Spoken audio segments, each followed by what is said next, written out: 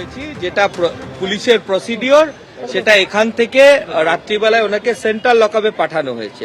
দেখুন, একটা কথা তো এখানে মানতে হবে, আমাদের যে দলীয় কর্মীরা রয়েছেন তাদের দীর্ঘদিনের পুঞ্জীকৃত একটা ক্ষোভ রয়েছে। কারণ হচ্ছে যে এই বিশ্বাস ব্রাদার্স দিনের পর দিন জমি দখল করা, বাড়ি দখল করা, প্লাস আদার যেগুলো রয়েছে সিনেমা ইন্ডাস্ট্রিতে তাদের যে মাফিয়াগিরি, তো মানুষ আজকে যখন পুলিশ তাকে অ্যারেস্ট করেছে, মানুষের যেটা স্বতঃস্ফূর্ত ক্ষোভ তার বহিঃপ্রকাশ ঘটেছে।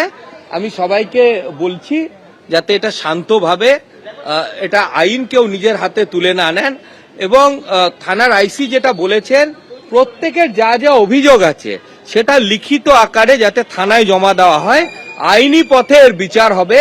একটি অভিযোগও মানে সেটাকে নেগলেক্ট করা হবে না, এবং দোষ করে থাকলে এই সরকারে কাউকে ছাড়া হবে না, এটা আমার মুখ্যমন্ত্রীর একদম পরিষ্কার নির্দেশ রয়েছে।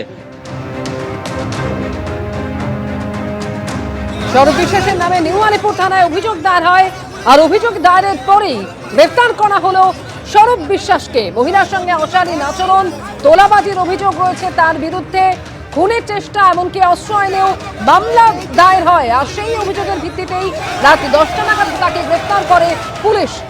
এরপর তাকে নিউ আলিপুর থানায় নিয়ে আসা হয়, আর তখনই সেখানে থানার সামনে একে একে জড়ো হতে শুরু করেন এলাকার মানুষ। তারা বিক্ষোভ দেখাতে থাকেন।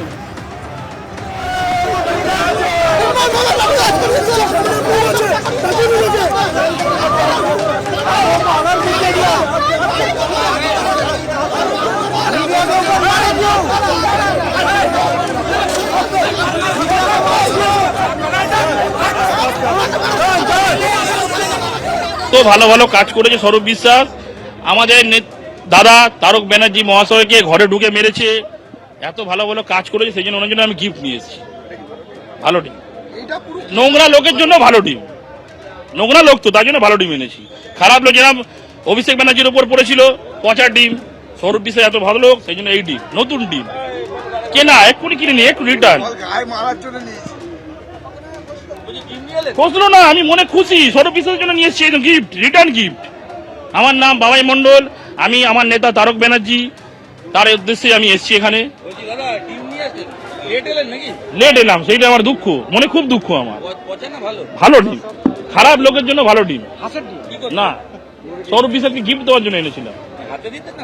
না, এটা তো আপনি ভালো করে জানেন, আমার এত ভাইরা আছে, ছুঁড়ে নাকে চোখে মুখে পড়তো কেন? তার কারণ আমাদের দলের লোকরা বলেছে কারোর গায়ে হাত দেবেন না, কাউকে মারবেন না, কোনো টিএমসির লোককে কিছু করবেন না, তাই আমরা কি করে মারবো তো না, এইভাবে আমরা টিম দিয়ে গিফট দিত। সব নেতা খাবে। এবিপি আনন্দ, এগিয়ে থাকে, এগিয়ে রাখে।